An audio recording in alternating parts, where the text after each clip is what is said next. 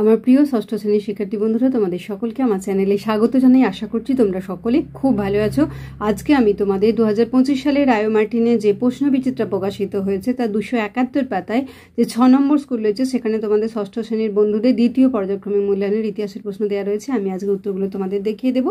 ইতিমধ্যেই যারা চ্যানেলটিকে সাবস্ক্রাইব করে নিয়েছো তাদের সকলকে অসংখ্য ধন্যবাদ জানাই। আর যারা নতুন দেখছো তারাও চ্যানেলটিকে সাবস্ক্রাইব করে নিয়ে সাথে থেকো। চলো তাহলে শুরু করছি। একের দাগে সঠিক উত্তরটি নির্বাচন করো। ভরত গোষ্ঠীর রাজা ছিলেন সুদাস, শেষ নন্দ রাজা ছিলেন ধননন্দ, অশোকের সময় মৌর্যদের রাজধানী ছিল পাটলিপুত্র, শকাব্দ গণনা শুরু হয় 78 খ্রিস্টাব্দে, নালন্দা মহাবিহার নির্মাণ করেন প্রথম কুমার গুপ্ত, কুষাণ রাজাদের রাজধানী ছিল পেশোয়ার, চন্দ্রগুপ্ত মৌর্যের পরে সিংহাসনে বসেন বিন্দুসার। হাতিগুম্পা শিলালেখ থেকে যে রাজার সম্পর্কে জানা যায় তিনি হলেন খারবেল।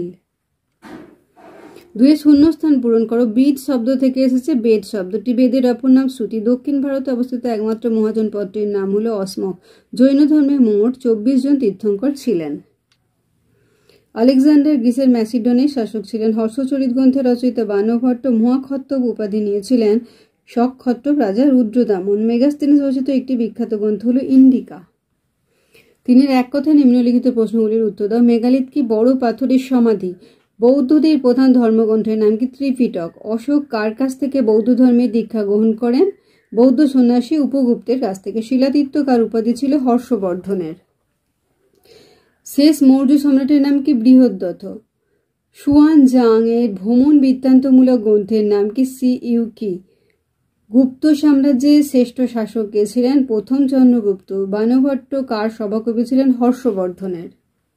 4 2-3টি বাক্যে নিম্নলিখিত প্রশ্নগুলির উত্তর দাও। প্রাচীন ভারতের রাজারা যেসব যজ্ঞ করতেন তার মধ্যে যে কোনো 2টি যজ্ঞের নাম লেখো। অশ্বমেধ যজ্ঞ, রাজস্ব যজ্ঞ, বাজপেয় যজ্ঞ, 2টো লিখবে এর মধ্যে। ষোড়শ মহাজন পদের অন্তর্গত যে কোনো 2টি প্রজাতান্ত্রিক রাজ্যের নাম লেখো। মল্ল ও বজ্জি বা ব্রেজি। জৈন ধর্মে চতুর্যাম কি? এখান থেকে লিখতে শুরু করবে। এই চতুর্যাম বলা হয়, এখান পর্যন্ত লিখবে। তৃতীয় বৌদ্ধ সঙ্গীতি কোন রাজার আমলে কোথায় অনুষ্ঠিত হয়? এই দেখো, তৃতীয় বৌদ্ধ সঙ্গীতি হচ্ছে পাটলিপুত্রে। অশোকের সময় সভাপতি ছিলেন মঙ্গলীপুত্র তিতস। তাহলে হয়েছে সম্রাট অশোকের আমলে কোথায়? পাটলিপুত্রে। কাকে সকলোত্তর পথনাথ বলা হয় এবং কেন? এই যে এখান থেকে লিখবে, এখান থেকে এতটা লিখবে।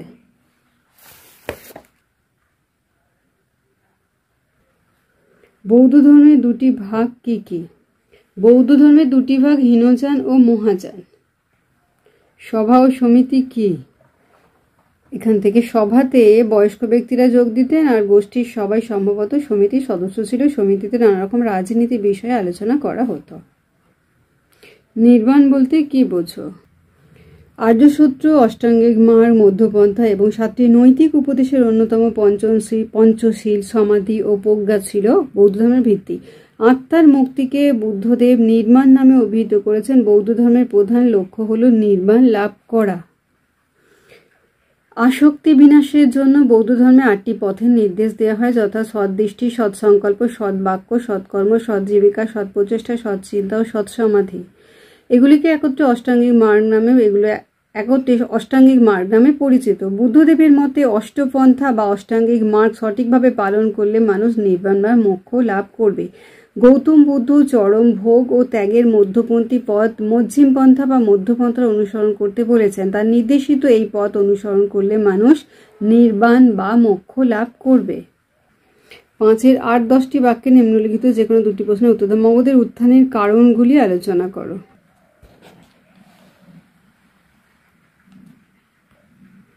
টিকা লেখো। অশোকের ধর্ম।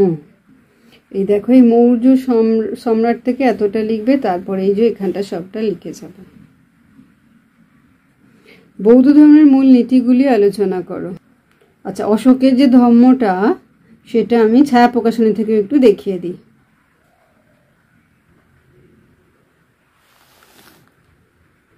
বৌদ্ধ ধর্মের মূল নীতিগুলি আলোচনা করো।